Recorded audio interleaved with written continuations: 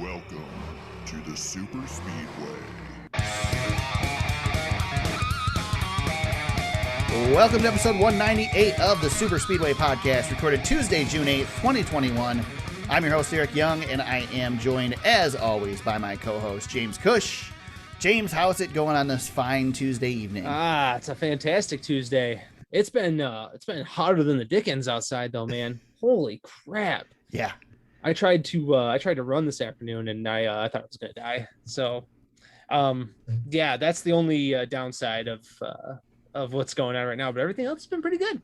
I didn't know what was going on Sunday. Like I usually keep a pretty close eye on the weather. Oh man. And I did not pay attention, and all of a sudden I looked at my watch and it's 91 degrees. It's like, holy crap. I was at my brother's high school graduation ceremony on Sunday, and there was no shade to be found. It was as hot as you could possibly imagine standing out there at 4:00 in the afternoon. I don't know if that was such a great idea, but that's what we did. So, ugh. My boys had soccer on Sunday morning, so we were out in the sun Sunday morning, and it was hot, but it wasn't that bad. And by the time we got home, holy crap. Yeah. So we're in the middle of the Michigan heat wave right now, but it'll better. It'll be snowing next week. Well, we'd be at MIS if I'm not mistaken this time of year, which the June race was always the. I mean, I remember going as a kid, and we had to leave early because I got like heat sickness from being at that June race. So yeah, that's why we never went to June. We went to both races. Hot. When we had to give one up, we gave up June because August was always so much more comfortable. Yeah, man, June MIS. I'm probably not going to miss. I missed the 2 dates already, but right. I don't miss June. But I won't miss the July 4th weekend at Chicagoland either. Oh yeah. As much as I do, I don't. Yeah. God, when you're talking about freaking heat. Oh man, yeah. When your shoes are melting to the asphalt, that's yeah. I ruined a pair of shoes the first time at Chicagoland. That was pretty rough. It was a rough Eric, day. Before we get started, I wanted to do. I didn't do this last week, but I wanted to do another edition of Show and Tell for the video viewers, and I wanted to show you my show and tell. So actually, I can't see my video, but I'll make sure that you can see it.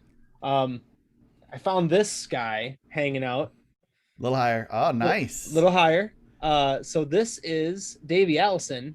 One of my, I guess I keep it on my shelf, but usually he's kind of tucked into the back, but I'm looking for stuff to like I want to show something that Eric might think is really cool. But this is the 1993 Davey Allison car. Nice. So I thought I'd bring some old school NASCAR out since we have a young hot rod dominating the sport. I thought I'd throw it back to another young hot rod dominating the sport back in the day, Davey Allison. So there you go. I like it.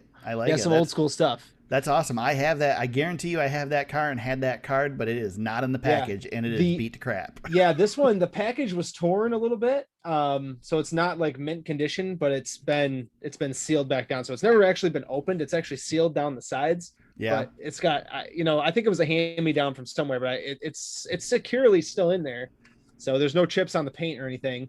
But that's a cool car. I wanted to show you something for show and tell this week. So there you go. I'm not a believer show and tell action for the video viewers. Right.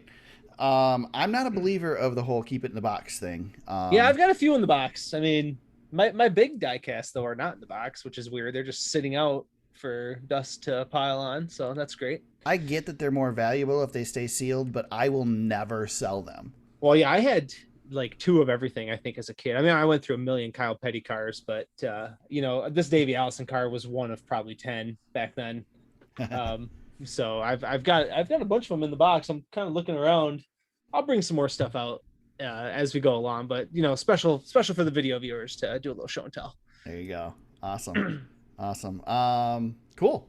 I need to bring some show and tell to this one of these days because I know I'm waiting. I want to see some of your good stuff. I have one. I have the Austin Dillon car, the Dow car, right there in yes. It's almost within arm's reach right now. Autographed Austin Dillon, but it's out of arm's reach. Next week, or maybe episode 200. Maybe that's what I'll do is I'll show my autographed stuff. Nice. That I got. Maybe that'll be like a special 200th episode, which I can't believe we're going to be there here in another one here, but yeah. So maybe that'll be my plan. I'll get my autograph stuff out and show some of that. That'd be kind of cool. I have a full size checkered flag in my parents' garage that is autographed by a bunch of drivers.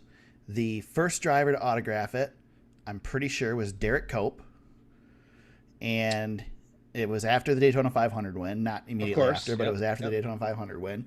But there are names such as Dale Earnhardt Jr. There is, I believe there's a Rusty Wallace on there. There's a Bill Elliott on there. Yep. One that there is not on there is Dale Earnhardt Sr. Oh, yeah. And there's a long story behind that. My parents were on a garage tour trying to get him to sign as he was climbing into his car, and he ignored them. And they hated Dale Earnhardt from that point on. Hey, man, don't mess with the man in his office. Exactly. They took it personally. Well, I'm sure that happened to quite a few people. Yeah, I'm sure. Well, James, we just came off a road course weekend. It was Toyota Save Mart 350 from Sonoma with the Cup Series this weekend, and the Xfinity Series was in Mid-Ohio as well. We'll talk about the Cup Series first. And I just put in the notes, the first thing, just Kyle Larson. Kyle Larson, yep. It's dominating. All 3 stages won. Again, this week, he won all the stages. Yeah. So he's, what's that, 130? Is it 130 points he's earned the last 2 races? He's maxed out. Yeah, he's maxed them all out. So it's ridiculous. 62% of the laps led in this dominating victory. If you add his teammate Chase Elliott, Hendrick cars led 76% of the race this weekend. There you go. Yeah. They were the only 2 drivers in double digits, James, and finished Kurt first Busch, and second. Kurt Busch tried as he might. He led 8, but it was never. I mean, it was a little bit in doubt with some of those restarts, but well, the thing is like, man, he threw the whole pit early strategy out the window and went for stage wins, and had a fast enough car to make it work still. Yeah, he was, and said he was not driving 100%. Was like going easy. Ridiculous. Yeah. I mean, and that's, usually you go for the stage wins or you go for the race win. You don't do both. Yeah. And I'm fully on board. I'm gonna pull an Eric here, because I usually don't do this, but I am fully on board with you on getting rid of stages at the road courses. Yes. It sucks. It ruined so many of my days in our picks and everything else. But yeah, man, that sucked. The stages suck. It really ruins the strategy of the race. There's so much interesting strategy in a road course already that now you ruin it with these stages. Yeah. Because the races are too short. Or the stages are too short. If the stage, and it's going to be worse, we're going to go to Elkhart Lake in a couple weeks, and your stage is going to be like 10 laps. Yeah. Yep. It sucks. And Indy's going to not be great either. Yeah, I don't like it. I wish we'd do away with stage points, or at least don't throw the caution flag. Let the stages, I don't know, give them stage points for certain periods of the race, but maybe we just keep it green. I don't know. James, you know what? Whatever. I really love what stage racing has done to our sport. I think it's really helped a lot of tracks. But if NASCAR came out tomorrow and said, you know what? We're going traditional. We're going to get rid of stages. We'll keep the green, white checker at the end, but that's it. I'd go, cool. Yeah, that'd be fine with me. Yeah. I know. I like stage racing for the most part, but just these road courses, you were on this from the very first road course race. You said, stage racing does not work. After we watched, I think it was the first Sonoma race that had stage racing. You were like, this does not work. I don't like this. And I was like, give it time. It's fine. I'm fully on your bandwagon now. It's terrible, but I mean, I guess it is what it is, and all the drivers have to deal with it. But it can go for all I care. Yeah, like I said, I mean, I think the majority of the races, it makes the racing better. But again, I would give up those races that it makes better just to have the tradition back to. Yeah, not saying I'm advocating for that. I'm good with keeping them too. Yeah. But yeah, I'd like to get rid of them. Maybe that is a good compromise in the road courses, James. It's just we don't throw the caution for those ones. Yeah, and maybe the new car, maybe it does change some things down the road. I don't know, but I mean, stage racing is here to stay, and I don't have a problem with it most of the time. But like you said though, it didn't affect Kyle Larson. No. Eric, I was super impressed. They showed the graphic during the broadcast of how hard he was charging the corners and braking.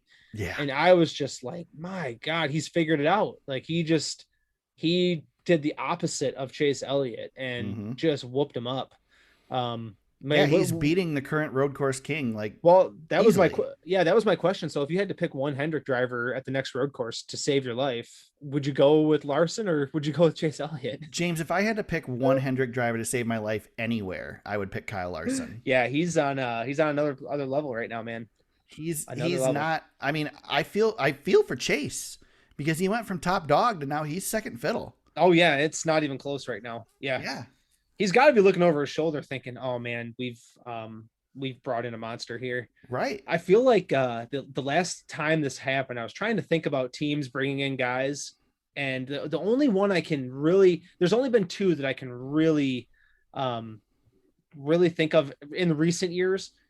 Joey Logano to Penske. Remember Yeah, how fast he was at the beginning? I thought, well, but he wasn't this. right. The only person who was doing this a little bit was Kyle Busch to Gibbs, Yeah. where he jumped off the page that year. I think he won 8 races or something that first year with Gibbs. So Well, and you can Larson's go got a back ways if to you want to go. go back in past. You could go to Ernie Irvin, going to Robert Yates. Yeah, he was kicking some butt that year. Yeah, that was only half a season, and I think he Yeah, won 3 races towards the end of the year. right. Yep. Yeah. But yeah, it doesn't happen that often that it Yeah. just clicks like this. Yeah. It's he's on a whole other level of just everything. The car, the driver. We praised him up last week after what he did, and he's dominated 2 races in a row now. And I saw a stat earlier today. Because we think about the 2 wins, but we also got to remember the 3 second place finishes beforehand. And one of those probably would have been a win at Coda, Right. had the rain not come at that certain time. But Kevin Harvick, remember a few weeks ago, I brought up that Larson's season was starting to look like Kevin Harvick in 2014. 2014 and 2015, Kevin Harvick, in between those 2 seasons, 8 straight first or second place finishes, and right now Kyle Larson's got 5 straight. This is the last time that happened was 6 years ago now. So we are seeing that kind of speed, the championship level speed that Harvick had back then, and now we've got it with this 5 car that's just head and shoulders above everybody now. There's no doubt. Kyle Larson's getting a lot of credit, and rightfully so. I mean, we've seen what he's done in a dirt car. Yeah, We've he seen what deserves did off the track. Yeah, and I think he deserves the most of the credit, but there's definitely credit to go around, I think. I would say that I would be willing to almost split that credit. Maybe not half and half, but I guarantee you that this has a lot to do with putting Chad Knaus where he is too.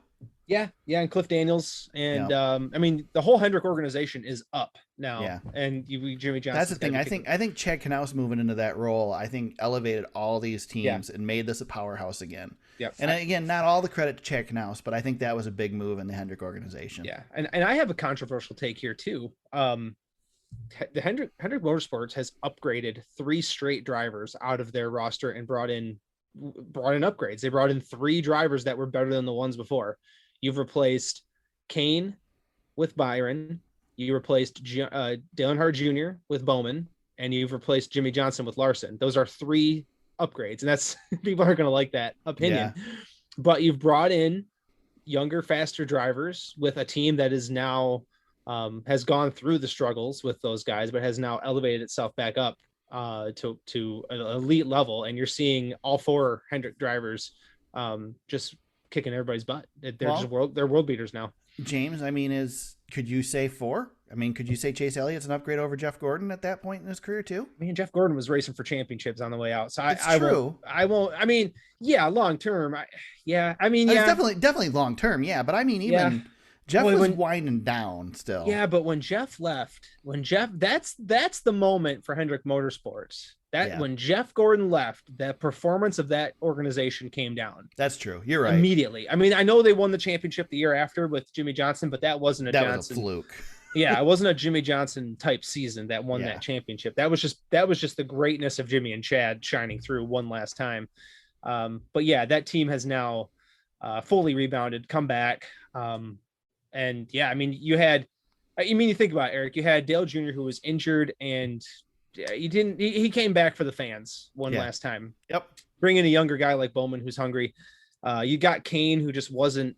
Casey Kane was not in it anymore. Mm-hmm. And you've got a young, hungry William Byron, and now you've got a guy. You got Johnson, who's he's off to Indy cars. He was done. I know you come in with Kyle Larson, who's just hungry for redemption, I guess, if we want to call it that, whatever this is. He just wants to win races. He just wants to be fast and win races. Yeah. And that's what he's doing. Yeah, it's incredible what they've done over there. Yep, for sure. It's the story of the season so far, in my opinion. It's the resurgence. I mean, coming off a championship season, you wouldn't say that this is a resurgent season, but yeah, this is a whole different organization right now than what it's been. Yep, I agree. Let's see. Not a whole lot. This wasn't a super eventful race, but I think it was a good race. There was definitely some interesting aspects of it. The racing was good. Just some things to note here. Martin Truex Jr. continues to be a powerhouse at road courses, gets his third place finish. I mean, I had to fight for it and earned it. Yeah, I mean, definitely earned it. I thought maybe on a couple of restarts he needed a long run. He just didn't get it. I thought maybe he could have got to second, but Joey Logano is becoming like Kyle Larson light. Yeah, he's really like good here. Secretly good everywhere that you just don't expect it.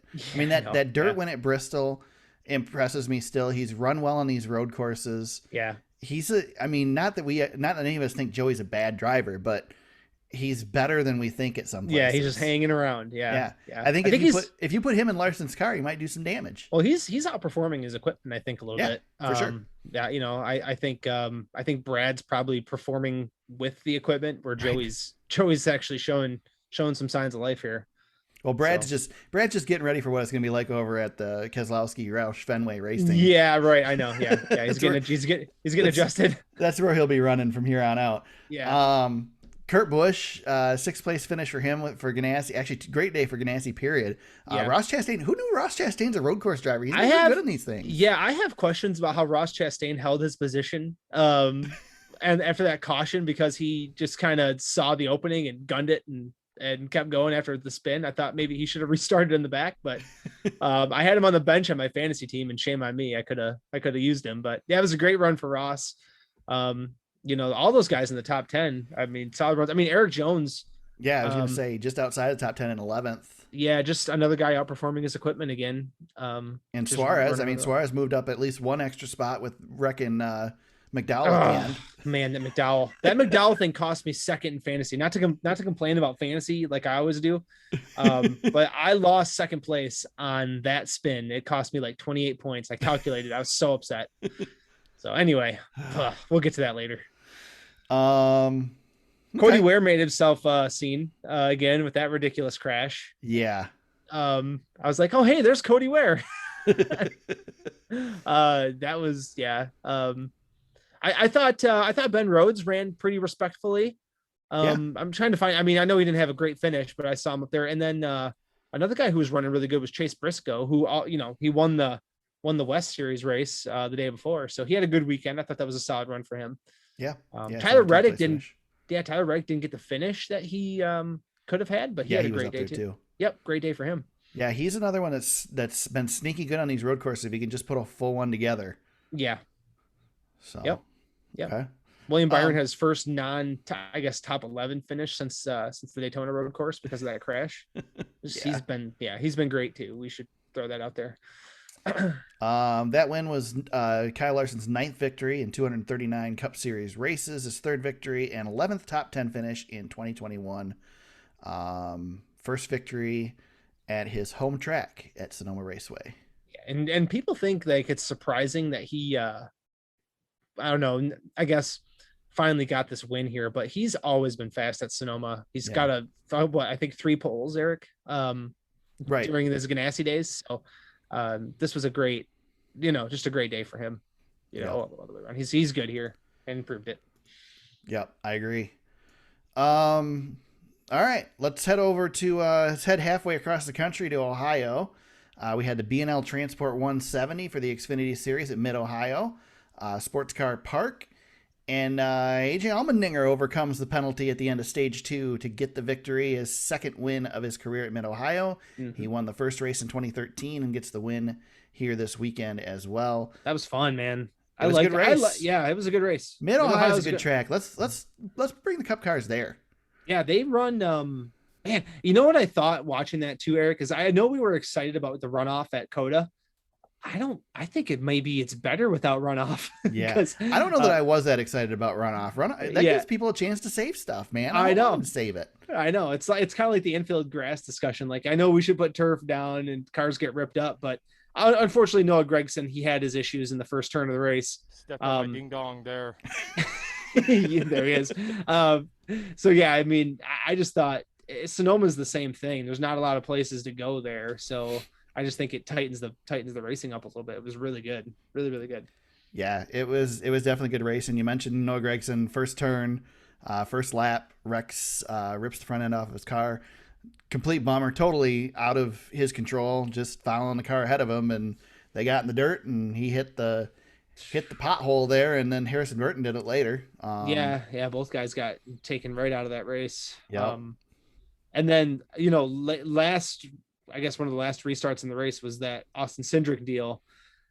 He had a great race going. I think he wasn't as good as AJ, but when AJ had that penalty, I think he was probably licking his chops there because it was his race to lose. What the hell do you take the outside going into that turn He said he screwed up. He at least he admitted that he screwed up. Dude, AJ's going to go 3 wide, and now you're stuck out there in no man's land. And kudos to Ty Gibbs, too, who, by the way, Ty Gibbs, I mean, that could be our next 7-timer because the way he's running, dude, that kid's legit. He is not bothered by the skill level of the drivers around him whatsoever. He just drives, and he drives the heck out of the race car. Yeah. So him sticking with Cindric on that restart really is the problem, because I think Cindric thought he could take him. Mm-hmm. But Ty, just learning throughout the day, gave him a ride. And then, of course, I mean, they both, compared to AJ's the best in this. I mean, Austin's great, but AJ's the best. When he got that caution, I knew it was gonna be tough for Cindric to hold him off. And then when Cindric went through the grass, it was over. Yeah, he got slammed. I think it was a net. Was it a net or one of those? I think it was one of the JR Motorsports. Yeah, a couple of them got together and sent him. Yeah. He was just collateral damage in somebody else's mess. Yeah, he got hit real hard. Yep. Where'd he end up? He ends up way back. Yeah, he did not have a good finish. He rallied 14th. Actually. Yeah, he rallied because it could have been a lot worse. But yeah, led the most laps on the day. I finished second in stage 1, and then I think he was like 5th or 6th in stage 2. So yeah, he had a good shot at it. I mean, he had a chance at it, but again, like he said, he screwed up. Shouldn't have taken the outside on that restart. James, I consider myself a pretty knowledgeable NASCAR fan. Being a member of the sort of NASCAR media, I feel like I have some pretty good knowledge of stuff. Don't get too puzzled too often. But was I the only one that was just confused as crap for about half this race and how these pit stops worked? Yeah, I was confused too. Yeah. I mean, I get why they're doing it. It makes sense because they don't have the Cup crews are all out in Sonoma. At least when they used to race here at Mid-Ohio, the crews were in Michigan and they could get them back and forth a little easier. But I don't understand. Like NASCAR touts this as this isn't the minor leagues. This is the second, legit series in the country, and we're doing this on pit stops. I mean, come on, we can get guys. There's got to be a young crop of people that can come out there and pit these cars. AJ Allmendinger gets a penalty because he didn't spend enough time on pit road. That's so goofy. It's so dumb. Yeah, it was so bad. Goofy. I didn't like it. And then, I was listening to Sirius, and Ty Gibbs, his pit stop, they were 0.6 seconds to the good. Yeah. 0.6, James. I don't understand. I don't know. It's just, it's frustrating. I mean, again, I get it. But there's got to be a better solution than this. Yeah, it's not cool. And then I was confused, like we have the brake or whatever, but you couldn't fuel and do tires at the same time. It's just so screwy. Eric, wait till we get to the race that we're talking about from this weekend. That we're gonna, if you think you're confused now. Yeah, well, I didn't put any of that crap in the notes. Good. Because I'm gonna try to ignore it. So I was gonna go as far into this podcast as possible without mentioning what it is. Well, we don't have to say what it is. Yeah. We just know there's a race this weekend. There's two races that matter this weekend, James. There's a truck race and an Xfinity race. Yes. And then there's a third thing for a big check. Well, there's a circus. Yeah. That's what it is. They'll put the tent up Sunday night, and we'll have the circus. Yep. Yes, we will. Let's see. I'm trying to think if there was anything else that I really wanted to dig into on this. We mentioned Noah Gragson and Harrison Burton. Justin Allgaier has problems too. Finishes 35th. Trying to remember what the heck something broke. The transmission broke on it, right? Yeah. So they were behind the wall for mechanical. Yeah, so bummer for him. Like you said, Ty Gibbs, great day. Brandon Jones runs a great race, finishes 4th. Heck, Andy Lally, man. Yeah, might be his last race of the season. He made it worth it. Yeah, get some sponsorship on that car so they can run again. Brandon Brown, 6th place finish. He continues to impress in the 68 car. Yep. Josh Berry finishes in 8th in the 31 car. I know. Isn't that great? Dude's got to have an Xfinity ride next year. Somebody's got to step up and sponsor him. Yeah. I like what he's doing though. He's racing really well. Yeah, there's some really good. I mean, we're seeing some really good young. I mean, Josh Berry's not that young, right. but like there's some really talented guys in this series, and we get to see it every week. I'm for a long time I've said the Truck Series is the best series in NASCAR, and I think that title's been taken over by the Xfinity Series this season. Yeah, Xfinity's been really good, been really strong. Yep. AJ Allmendinger's win is his 7th victory in 40 Xfinity Series races. Feels like he's raced more than that, but he has not. Yeah, he's gone. He had a stretch where he went up and down. The talk after the race with him was that they might run him part-time in a Colleague car next season. And I was screaming, no, run him full-time and get a playoff spot. No. Yeah. Because I think he might be, if you run him full-time next year, I think he might be as close to a guaranteed playoff spot as anybody. If he's, you get him on these road courses, he can win one of these things. Yeah.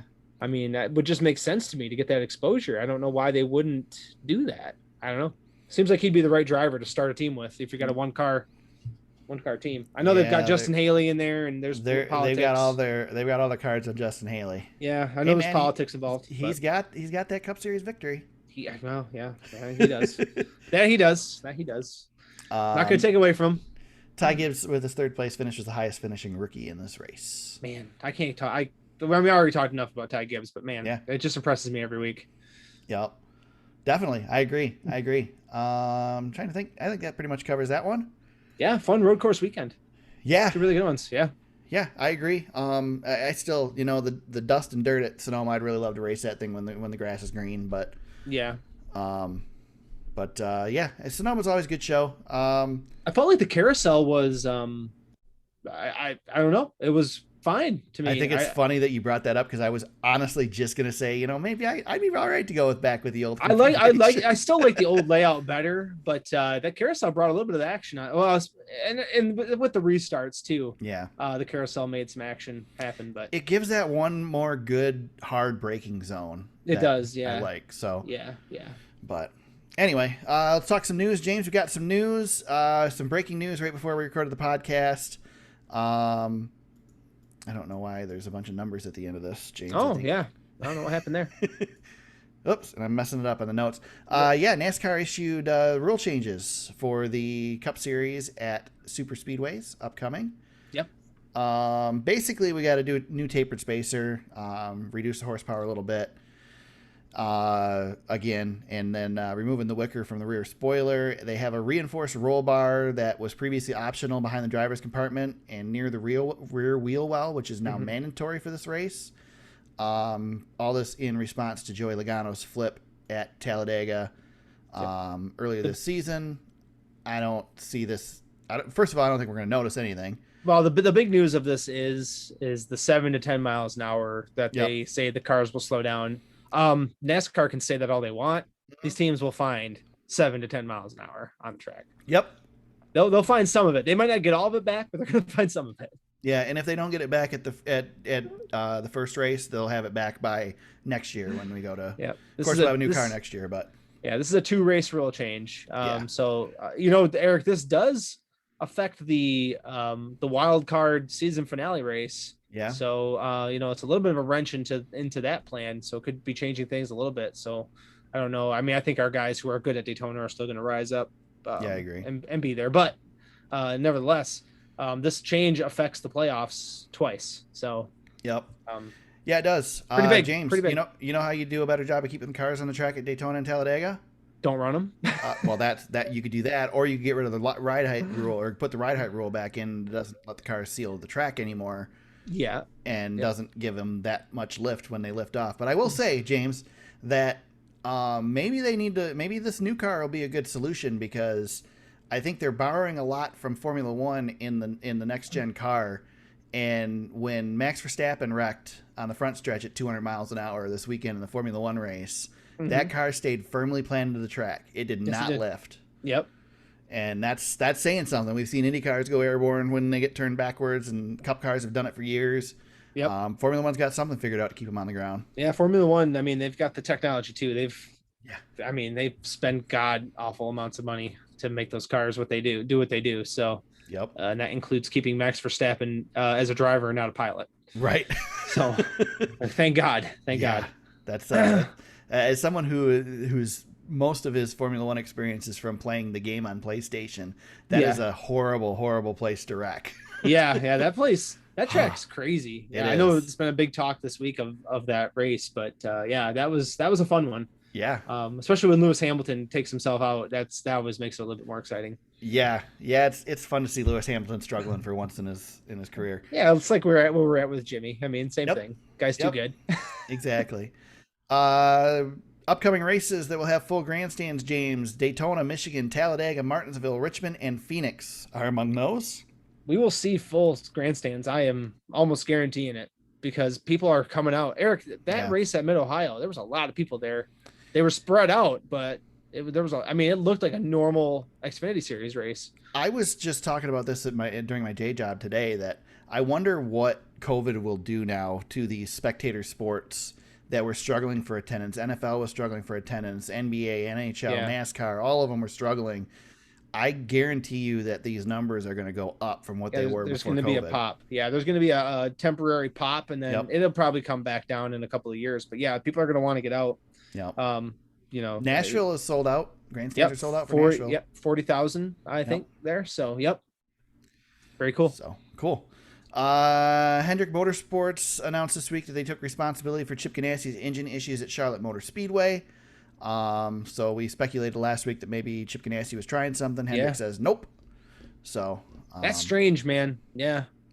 Both cars had the same issue, but the other Hendrick cars didn't, and the RCR cars didn't. So I don't know. I feel like the supplier is doing them a solid there. Yeah, it seems a little fishy. Yep. Unless they've got the Joe Gibbs plan where they don't get the good equipment over there. Yeah. I don't know, man. I still think it was not Hendrick's fault, but kudos on them for owning up to it, I guess. Yeah. We already talked about this a little bit, but I stepped on it. Yeah, Kaulig says that they'll have a full-time entry in the Cup Series next year, likely another part-time entry. AJ Allmendinger could be the full-time driver, and AJ said that if he is the one chosen, he would be interested and willing, but he said he doesn't think it'll be him, and it's looking like it will be Justin Haley. Yeah, there's a wink deal in place for Justin Haley to get up to the Cup Series. So that's what's gonna happen there. Don't know if we can do much more speculating on this podcast, but that's what is to be assumed. So right. Matt DiBenedetto has a new crew chief starting this weekend. Jonathan Hassler will replace Greg Irwin atop the box after DiBenedetto has struggled throughout the season. Yeah, he has. Yeah, this is one of those things, Eric. It may be what they need to see some more improvement, or it could be just a lateral move. We saw this with Jimmy Johnson a couple of years ago. After Canales, they switched crew chiefs mid-season, and it didn't really do much. The only one that I can remember really was the Dale Jr. swap when they brought in Letarte, but I think that was at the beginning of the year, wasn't it, Eric? That was the most successful crew chief swap, I guess. But I'm not real good at keeping track of crew chiefs. It's hard. Yeah, it's hard. They move around quite a bit. They move around. They used to do. Remember when Richard Childress would, like, every 5 or so years, he'd get fed up and he'd just swap teams? Yeah. Like, the car numbers would stay the same, and then all the people around the cars would move. He even did that with drivers one time. Right. Like Richard moved. I think he moved Steve Park out of the 30 to 31, something like that. It was there was a lot of that stuff going on with Richard Childress. And then like Hendrick Motorsports in the playoffs. I remember the old chase system. Remember that was a big deal. Yeah. People were really mad about that. That was the old system too, where Jeff Gordon still had a chance to win the title, and they moved guys over to Johnson's team, and that was a thing. But this is not that. This is not that. Greg Irwin's been around a long time though. Sorry, I keep interrupting you. No, you're good. Yep. I'm curious what's going to happen with Matt DiBenedetto, because obviously with the Brad Keselowski likely move coming, that opens up a ride at Penske, likely puts Austin Cindric in the 2 car. Or whatever that car becomes, and leaves an opening in this 21 car. Yeah. And I think, I don't really know where else they're going to go other than Matt DiBenedetto, unless we go for someone like an Eric Jones or somebody like that. Yeah. But they need to get their stuff together, because right now it's not working. Yeah. He hasn't raced his way into earning that seat. No. If anything, Matt had his chance a couple of years here, and it's time to go back down to whatever I think it's time for somebody else to be in that seat at this point. He performed, as much as I like Matt, he performed better in the team that he was with before. Yep. Oh yeah, he did. That 95 car was really good. For that one season he was there. But yeah, it's a bummer. I mean, it's the Eric Jones thing, you have a chance here, you do something with it. I think Eric was Eric had a little bit more potential at his stage in his career, but yeah, again, it's, Ford, the Ford racing program has got a lot of good talent in there. Like you said, Cindric's one of those guys. So yeah, they can move some seats around. Haley Deegan. Yeah, I was gonna say let's move Haley up next year. Let's just do it right now. I was trying to catch you off guard while you were drinking. No, I was already gonna make that comment, so it's fine. Dang it. We're really in sync tonight, James. We're flying through it, so that's good. Yeah. Jeff Gordon could be leaving the Fox booth at the end of this season. Of course, they only have one more race left for Fox. Yeah. With the All-Star race this weekend, but could switch you over. What's that? You said it. Oh yeah, sorry, damn it. Dang it. Edit that out. So now I lost my train of thought because I screwed up. Damn it, James. Fox. So this is Fox's last race, and Jeff Gordon. This could be Jeff Gordon's last race with Fox. Yeah, exactly. So be curious to see what they do with this spot. If he does leave, he wants to move to focus a little bit more on Hendrick, and what better time to focus on Hendrick than when they're kicking everybody's ass. Yeah. And James, I love Jeff. Absolutely love Jeff. I think he's brought some stuff to the booth. He was good. He was good his first couple of years. Yeah, I don't think, and I don't know if he's not good right now because he's struggling, or if he's not good right now because Fox is just so awful. Fox has been really bad, especially bad this year. Well, you guys keep talking about Fox being bad, and I'm like, it's always been bad anymore because it's so bad. I know.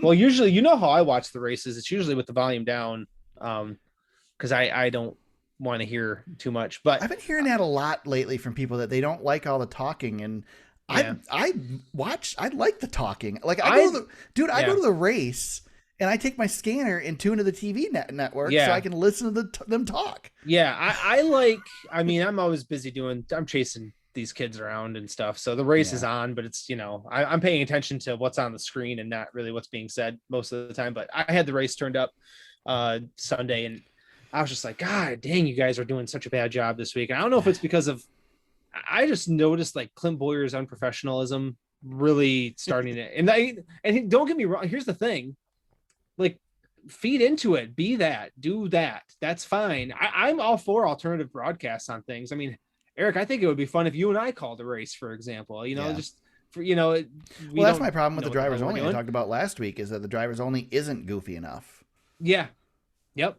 So yeah, I mean, if you're going to be goofy, because you're not careful, you have another Michael Waltrip. I know. You didn't bring Clint Boyer in to be Tony Romo, Yeah. That's the thing. Like, Tony Romo is the biggest thing in football because of how great he is on TV. Clint's not that. And honestly, Eric, with Jeff, when he first got out of the car, he's got some great knowledge on how these cars operate and things like that. But we're moving into the next gen now. maybe it's a good time. He's not going to have such an understanding of these cars. It's going to be a completely different ball game for him calling these races. So maybe it is time for him to move into, and he was never going to be a long-term option at Fox. He was always going back to over Hendrick. Yeah. Yeah. He's going to be running Hendrick Motorsports until he's going to be Rick Hendrick for, I'm so glad that he's going to be in that role because he's going to do a great job there. I'll miss him on the Fox broadcast. Eric, he came in and Jeff was always professional, his whole career. That's the way he was. He was the most polished driver ever coming into the sport. So he never did lack the polish. So he brought that with him to the booth, but he might just be too professional for Fox's broadcast. Well, with what they got with Clint now. Yeah. Joy's trying to feed into it too. And I'm going to start keeping a tally, James, of the drivers that Mike Joy calls by the wrong name because I'm noticing it more and more every week. Yeah. Well, he's got the Marv Albert thing going. I've noticed that Marv Albert for basketball is doing a lot of that too. But Eric, we got to make room for Kevin Harvick here in the next couple of years. Right. This is going to be his job. When he's done. So yeah, I mean, there's no doubt, right? Harvick's going to be he's next. Yeah, he's next, but he's not next year. He's going to race these next gen cars. I can't wait. I think Kevin Harvick in this role is going to do a fantastic job, especially with the knowledge of the next gen car. And having driven it for a season or two, however long he's going to run. I think he's going to do a great job in the booth. Eventually he'll be the next guy. Yep. I agree. With that, I think that's all our news, James, unless something popped up. I didn't see anything on the Twitter sphere, but I can give her another check on the fly while we are still professional here. I think we're good, man. Stuff likes to break on Tuesday night. Larson got the pole for the race that we shall are trying not be named. Shall not be named. So that's about it. Yeah, there's no more news. We're good, man. Did you see NASCAR Chasm's tweet? Which one? It's about time something good happens for him. Something goes his way is what he said. Oh no. It's great. I retweeted it. Every once in a while, man. I love NASCAR Chasm. Yeah. Remember did you ever you met him, right? Yeah, we met him at Eldora. Yep. Yeah, we got to meet him in Orange Cone the same day. Yeah, that was fun. Yeah. Yep. And Gluck. That's the one I met. Yeah, Gluck that's the first time I had met Jeff. Was the tweet up. Yep. Man, that picture pops up every year, and it's just I can't believe how long it's been since you and I did that. Speaking of Eldora, James, there's a slim chance. I don't know what tickets are available for it still, so maybe there's less of a chance, but there's a slim chance that there may be a King's Royal in my family's future this year. Oh wow, I like it. We'll see. Like we'll see. You don't want to go to SRX in a couple weeks? No, not going to SRX. But James, I mean, maybe I shouldn't put you on the spot here, but in October, by the way, which this is why we're thinking about Eldora, because in October we were going to go take a weekend trip for the last two races of the All-Star Circuit of Champions at Fremont Speedway in Ohio, which is an awesome track. Yep. And my wife is not liking that idea because the boys would have to take a day off school, and she is very much against days off school. Yes. So I'm like, well, we could go to see the World of Outlaws at Eldora in the middle of the summer. I've always wanted to do it. I mean, I've always wanted to go. So I know. The next season, well, I was supposed to do the King's Royal and the truck race, and then NASCAR went and scheduled Kentucky the weekend before the weekend of the King's Royal. Yep. And it made a lot more sense to go just a little ways away and hit a cup race, a full racing weekend, and go to watch sprint cars. So I did that for 2 years. It's on my list of races I'd like to go to. Well, see, this year you can go to the 38th annual and then the 37th annual immediately after. So it's 4 days of sprint car racing at Eldora because they're doing all their races from last year this year as well. Yeah, the double royal. I love it. Yep. Yeah, you gotta love that. That's great. Yeah. But anyway, this weekend, the NASCAR series, the two NASCAR series, the Truck Series and the Xfinity Series, go to Texas Motor Speedway for a normal NASCAR weekend at Texas. Yes. The trucks kick it off with a Speedy Cash 220 doubleheader on Saturday for the Trucks and Xfinity Series. And James, I beat you this week again. You did. In the picks. Because Austin Cindric spun and Martin Truex Jr. decided to not get his 9 stage points that he could have had. Yeah, but I didn't beat you by enough because you are still ahead of me. 1433 to 1411. So I'm coming. Yeah, it's one of the best parts about the way we're doing it this year is you get to keep, you get to keep chipping away at it, and then eventually I'm gonna have to chip away at it. So, yeah, it's it's good. It's good stuff. I'm gonna take a couple swings this week. I like it. So Truck Series, I get the first pick. James, I'm just gonna go with Sheldon Creed. You took Sheldon Creed. Okay, I got to take Sheldon Creed because the guy went and dominated at Charlotte a couple weeks ago, and he likely will do the same here if he doesn't wreck out. So I'm going with Sheldon. So you took Sheldon Creed. I will rebuttal with John Hunter Nemechek because I'm allowed to take him. So that's so funny. We each took the other guy. We couldn't, I can't take Creed. You can't take Nemechek. So I'll take Nemechek. He's just going to be right there. If I could have, I would have liked Creed in this spot more so than anything else. But that's okay. You got him. He's yours. Go get it. Go. Also Saturday, the Xfinity Series runs the Alsco Uniforms 250. Again, I get the first pick. I went back and forth on this one, James, but I'm going to die on this sword. No. And eventually Daniel Hemrick is going to win one of these damn races that I wanted him. Yeah, the one race I really wanted him. Same reason, because he ran so well at Charlotte and then got wrecked. So son of a gun, you got Not him. that Charlotte and Texas are the same track, but they're both mile and a half, man. Yep. I'm making you scramble. That's what I need. Yeah, well, that's the best thing. You've got guys that I wanted, so darn it. And you can't take Cindric, so I know I can't take Cindric, and I wanted that's the pick I wanted. Darn it. So I will. Oh man. For the record, before you make your second pick, I almost went with Justin Allgaier. Yeah, because Allgaier is good here. Well, and that's who. It's between him and another driver, and the other driver I just don't trust. So I'm going to take Allgaier, but I was heavily going to take Noah Gragson. Yeah, Noah's a good pick, unless he implodes. No, I will. I was looking at Allgaier. So I will take Justin. I just feel like even if Noah beats him, I'll still feel like I've got a solid weekend with those picks. So he's a good pick. He's good at Texas already, and he's running really well this season. So yeah. So I think we were on the same wavelength there. But I really wanted to take Daniel Hemrick from you, and you son of a gun, you got him. Because I think I'm with you. He's gonna eventually win one of these things. He's got to. Yeah, he's got to. I know. It's got to happen eventually. So. Yep, we're falling into a little bit of a groove here with some of the guys we're picking. We're battling now, which is good. Yes. I like that. Yes, we are.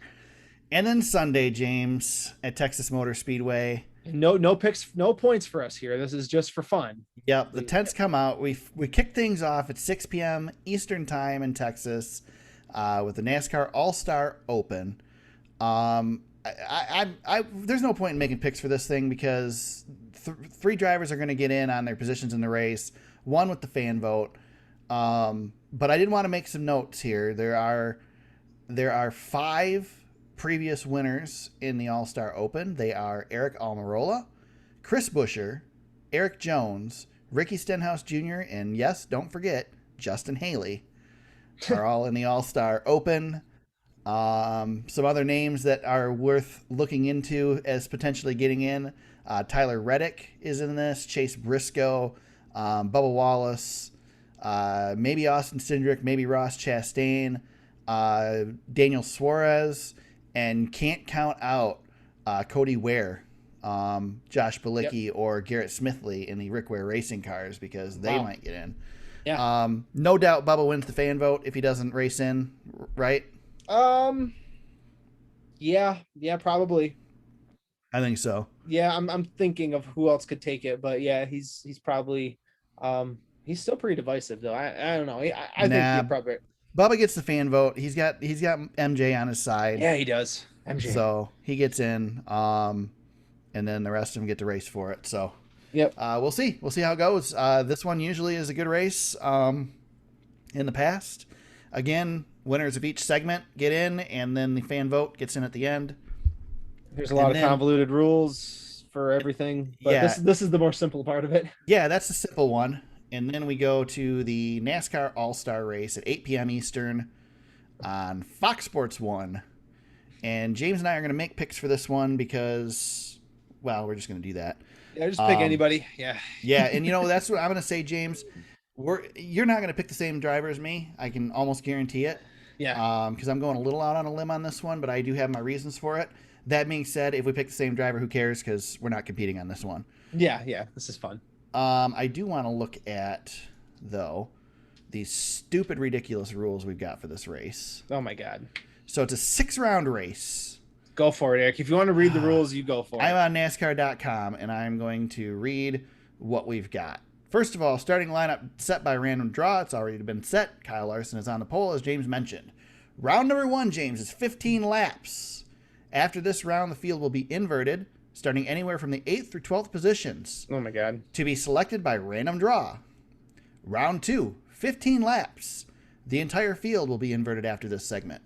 Round 3, 15 laps. Again, the field will be inverted starting anywhere from the 8th through 12th positions to be selected by a random draw after this round. Round 4, holy crap, it's just 15 laps, James, with no crap with it, but 15 laps. Round 5, this is where everybody goes. This is where round 5 is where you go get your coffee break, get yourself something to eat, take a trip to the bathroom because it's 30 laps. This one will be a snoozer. Lineup of this round will be determined by a cumulative finish from the first 4 rounds, with the best cumulative finisher starting from the pole. Any ties in the aggregate score, anytime you use the word aggregate in the explanation for the All-Star race, you know it's going to be a winner. Any ties in the aggregate score will be broken by, in order, most career All-Star wins, most career Cup Series point race wins, or 2021 Cup Series driver standings. All cars must enter pit road for a mandatory 4-tire pit stop during this round. I do like this part. The crew with the fastest pit stop will pocket $100,000. And then, if you happen to stay awake through all of that and your head hasn't exploded from confusion, we move on to round 6, which is 10 laps. This is the only part of the race that actually matters. We pretty much could kill the rest of it and just run this, and everybody would be happy, and we would waste a lot less time on Sunday. The cars will line up according to their finishing position from the previous round for the final 10-lap segment. Wow.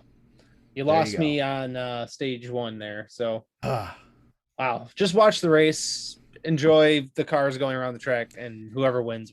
There. Yeah, pretty much. That's what I'm going to say. I'm going to enjoy the fact that there is only one Cup Series points-paying race at Texas this year. Yes. Yep. And with that, my pick for the NASCAR All-Star Race winner is Joey Logano. Wow. I'm going with Joey. I think this type of race suits Joey very well. He's an aggressive driver. He's going to go all out. Penske's going to throw some stuff at the car to try and get the win. And the only other choice that I could have possibly gone with is Kyle Busch. But I feel like being a Kyle Busch fanboy by choosing him every All-Star race, because I'm pretty sure I have every time we've done this. Yes. So I'm going to go with Joey Logano. Cool. Well, in honor of you, I'm going to take KFB. There you go. I'll take KFB, and I'm just doing it because I can. I have no rhyme or reason for it. He is good at Texas. That's about it. It's pretty much going to come down to whoever's in the first 2 rows. And Kyle Larson will find a way to win. Because pretty much. Yeah, it's going to be everybody else. Yep. No, you know what Kyle Larson's going to do? He's going to win every single one of these stages, even with the inverts. Yep. There you go. That'd be great. One thing to note, this will be our first look, James, at the 510 horsepower package, as we are running the former Super Speedway tapered spacer, as now we have a new tapered spacer for Super Speedways. Jeez. Because we want to slow the cars down and make the racing suck a little bit more for the All-Star race. If people are still listening and their eyes aren't glassed over, I mean, you can look. We're doing the video thing now, and I'm just staring down because I'm just like, oh my god, these rules, too many rules. Is this the race that finally kills the All-Star race, James? I don't know. It's still going to be around. People like that $1 million check. Yeah. NASCAR likes to pump it in there, so they get it, and NASCAR gets that extra weekend's worth of TV money that they would otherwise not get. That is true. That is true. If you guys are upset about this, give a big thank you to Texas's own Eddie Gossage, who is on his way out the door, heading out with a bang, as you'd expect. Yes, by coming up with this cluster F of a race. Wow. Yep. There you go. Swan song. Yeah. James, how'd the fantasy league go this week? I know you don't want to talk about it. I shouldn't want to Yeah, talk I already about it. mentioned my struggles, so I won't go back down that road. Team Draftona, he kicked everybody's butt. 251, fast to the grass, and our buddy Todd, top 3. And then overall standings, Eric, you didn't do very well. No. That's fine. You did a little, not as, I mean, you were a little worse than me, but I mean, it was pretty close. And then Ranger. Yeah, where am I at now? I've dropped. You're not that far behind. I mean, you're only like 60 points behind me. I'm in 4th. And then Justin's in between us. Justin 713. He just keeps winning every week, and he's just storming up the boards. But then top 3. So Bird 8U is 3rd. Fast to the Grass 2nd. I mean, we're all of us, all the way through. Man, anybody from 10th to 2nd could swap positions any weekend, honestly. And then Rangers way ahead at 3,200. So, Rangers pretty much got the championship locked up at this point. Right. But everybody else is battling for 2nd. So there you go. Fantasy update. My favorite part of the week. And I'm glad we don't have, there's no fantasy this week. So no fantasy update next week. Thank God. I don't think there's fantasy this week. No, there shouldn't be. Not for the All-Star race. Better not be. I'm going to double check that now that I'm thinking about it. Because just in case. There's no fantasy this week. We're good. Thank goodness. Wow. James. Yes. I know you have a shout out this week. I do. If you don't, I'm going to steal it, but I know you do. Well, we can do it we can do a tandem. I think. No, go ahead, because I got an alternate. Yeah, I was just going to say congrats to our friend Derek Winter, who was on the podcast. Yep, he is going to sing the national anthem at the ARCA race at Berlin in a couple of weeks here. So that's pretty cool. He actually gave us a heads up before we recorded with him a couple weeks ago that he was trying to do that. So it's cool that it went through. I'm really happy for him, man. That's awesome. Yeah, totally awesome. Certainly not something I would ever do in a million years. He's good too. He's a good singer, man. He's got some talent on the country pipes. That's cool. So he's good. Yep. So cool. Yeah. So congratulations to him. James, my shout out, I'm going to go with one that I've given before. It is the Iceberg on YouTube. Does a great job of reminding us of past races that were exciting, that coincide with races that are upcoming. And this weekend he looks at the All-Star race. And James, do you remember the 2009 All-Star race? Oh, do I? I bet you do. It's one of my favorites. The Iceberg calls this one of the best All-Star races in history. It was especially great. In the Car of Tomorrow era. Yep. James is a big fan of it, if you know James, because his boy Tony Stewart got the win in it's this more one. It's more famous for one more thing, though. I bet you Iceberg covered it. Refresh me, because now I don't remember. The reason that we are in the era of double file restarts in NASCAR. Oh, he didn't cover that. Is because of the 2009 All-Star race. That's right. Yeah, I went to, it was a week after that race, or a couple weeks after that race, they ran double file at Pocono, and then Michigan was the next one. Yeah. And I remember that very fondly because that race was such a thrilling race. NASCAR had no choice. We started doing double file restarts after every caution after that race. So just watching the highlights on the channel again, look up the Iceberg. Yeah, that I own that race on iTunes. I think I bought that race. Yeah, the whole thing. The first stage was boring because Jimmy Johnson ran away with it, but then Jimmy Johnson had trouble.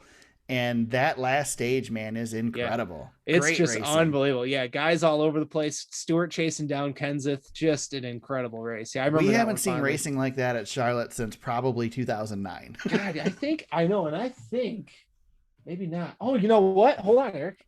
Wait. We got some show and tell coming, I think. Hold on, this is good. I'm so glad you brought this up. As we are now a visual medium. Check this out. Look at that. Nice. I know it's a new, so for the audio medium, this is a newspaper clipping of that All-Star race. That's funny. Isn't that ridiculous? That's so funny. So, this is what I love about you, James, because I don't remember years very well.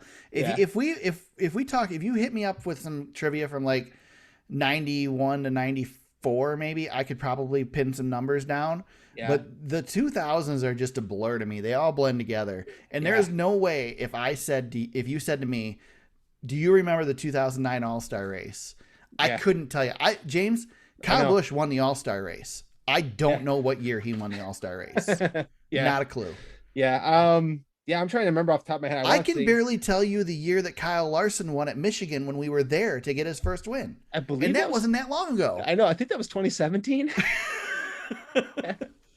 Yeah, you just that. So just so you know too, like that 2007 through, gosh, I'd say probably 2014 was probably like I was such a nerd for every little detail at that time, because I don't know what it was, because that's when we met, was in that time period. So yeah, that and if we wouldn't have met during that time period, we wouldn't have connected like we did. Yeah, exactly. Yeah, that's when I started working for the paper, and I noticed you had a NASCAR mug on your desk, and that was how it kind of got so funny, because it had nothing. It wasn't even my mug. It just yeah I know. Yeah, and I think too, back then I had a lot of downtime, which I just don't have any. Yeah. We just don't have it. Right? But a lot of that downtime was spent in the NASCAR trenches. So yeah, it's just funny. I'm looking at this newspaper clipping written by Jenna Fryer. I can't believe I know. I'll hold up one more time. I know, isn't that ridiculous? That's awesome. Yeah, I got the results on the backside of this too. Yeah, Tony Stewart wins $1 million. Matt Kenseth was second, and then I cut it off at some point. But yeah, I know, when you brought that up, I just laughed. I'm like, wait a second, I think I've got a clipping on the All-Star race. It was the first win for Stewart with Stewart Haas. When I watch one of these iceberg videos and there's a Tony Stewart win, I will never give up the opportunity to check to see if you remember it. Yeah, well, you got me the last time you did this. So, but what's funny is, like you said, I remember so many details about this race, like the double file restarts and stuff, because it's like burned in my mind. That's funny. Because they ran this race. I think I went to Eldora like 2 or 3 weeks after this for the very first time, to the very first prelude that I was going to go to, and then it rained out, and I didn't get to see it until the fall. So, but yeah, that was a pretty cool time in my life as a NASCAR fan. I'm so glad you brought that up. It's just brought up so many cool memories. Speaking of that, so we are on YouTube now. The show is on YouTube. If you look up Dream Bigger Media on YouTube, you can find the podcast. If you're listening to this through iTunes or Apple Music or whatever, we do have the video available. It's just our faces, so you probably don't want to watch it anyway. But we get some views, so that's cool. But we got a couple new subscribers. Both of them are people that I know. One of them is James. Yeah. And because of that, though, I was clicking through the analytics today before the show, and I clicked on James's name and was able to pull up his YouTube channel. Oh, yeah. And stumbled across there is a video of Tony Stewart qualifying for the Prelude on there, which is pretty cool. Yep. 2009. Yeah. And then there's a NASCAR at Michigan video on there of the car tomorrow whipping by with the old wing at Michigan. So nice NASCAR flyby. Yeah, so. I was trying to do some YouTube stuff back in the day. Yeah. I don't know why, but if you search, don't look for Dream Bigger Media, but there is a YouTube channel out there with plenty of my crap on there too. But I was on Dream Bigger Media a couple of times. Yeah, back in the day. You were. There's some NASCAR stuff on there. There is actually some decent video from the old iPhone of it was Denny Hamlin and I forget who else racing in the line at Michigan, photo finish in the Xfinity Series race. Yep. So very cool. Yeah, and Kyle Larson's first win is on there as well. Yep, and I think you and I went to an Xfinity race there too, where Kyle Busch kicked everybody's butt in the fog. If I'm not mistaken. So I believe you might be correct. Yeah, I don't know. That's just. I'm so glad you brought that up. That was a really fun divergence from the normal stuff. So yeah, I'm glad. I like having those little surprises. Yeah, that was good. That was a better surprise than my first one. Yeah, I knew you'd do the Derek thing, so I figured I better have an alternate. Well, I was gonna say we could always share it because friend of ours now, I guess. Yeah, which is very cool. So yeah, I'm friends with them on Facebook. That's about the closest I get to being a friend with somebody. So. Right. With that, James, people want to hit you up on social media during the week. How can they do that? Yeah, at James Cush on Twitter. You can find me at T Super Speedway on Twitter. You can find the podcast on Facebook at facebook.com/The Super Speedway. Now that we're doing this video thing, James, I'm trying to stretch this out a little bit more because I put titles up in the video with each of these things, and I go through it so fast that I have to. The title only stays up for like a second. Yes. So I'm trying to stretch it out, and I think this is the professional way to do it, is to talk about exactly what I'm doing. Yes. Our website is thesuperspeedway.com. You can find old episodes of the podcast there. You can find links to the show notes, which have links to articles we discuss during the show. You can find past race coverage, photos, stuff like that there. Hopefully, James and I will be going to Michigan in a couple months and maybe have some new stuff up there. So watch for that. You can find the podcast on there as well, a bunch of the old episodes. They don't go all the way back to number 1, but there's several there. And you can find the podcast on Apple Podcasts, Spotify, Google Play, Stitcher, SoundCloud, wherever you found it today. We hope you subscribe and continue to listen. And as I said, we are on YouTube as well. If you look for Dream Bigger Media on YouTube, you can find the podcast there. The episode usually goes up about a day later. Usually goes up Wednesday sometime on there. So you can check that out. As long as I can get to editing it quick enough. We do very little editing, but there's there's a little bit that has to be done. Sometimes. I have to wait for Final Cut Pro to export, which takes forever. And then YouTube's upload is really slow, or my upload is really slow. I don't know, whatever. So check those out. Give us a watch. Hit the like button. Subscribe. Click the bell notification. All that crap that the YouTubers tell you to do. Do that for us as well. We'll be back next week. We'll talk about the All-Star Circus, the trucks and the Xfinity. And we'll preview, I believe we'll preview Nashville Fairgrounds, or not Nashville Fairgrounds. No, not Nashville Fairgrounds. Nashville Super Speedway. Nashville Super Speedway, which, by the way, James, they did announce this week that the winner will get a Gibson guitar. Oh, very good. All right. Well, let's see what happens if Kyle Busch wins. Exactly. That's where I was going to. I was gonna point out real quick. Nashville posted a video on their social media feeds of the gosh, I can't remember the guy's name. I'm doing this off the cuff, so bear with me. Anyway, he is the facilities manager and he's been there for 20 years. He was hired in 2001. So he's been continuously working on Nashville Super Speedway this entire time. That's awesome. And he's talking about the races coming back and how cool it's going to be. So that's a cool video. Seek that one out. That's really cool. Yeah, I'll have to check that out. Just, I not to dwell on this and stretch this out a little bit longer, and maybe we should save it for next week, but Kyle Busch got such a beating for that. And his reasoning for it was so good, but people hate Kyle Busch so much that this was like the turning point. This turned Kyle Busch evil. Because he ruined the late Sam Bass's artwork. Yeah, but he just wanted to give each of his team members a piece of the trophy. It was a cool idea. Yeah, that's what he says after the fact. It did look pretty disrespectful, though. It was pretty bad. And it's a high quality guitar when you can't break it. That's what made it worse. Yeah. It didn't shatter. All right, we'll be back next week to break it all down. Until then, everybody, let's go racing.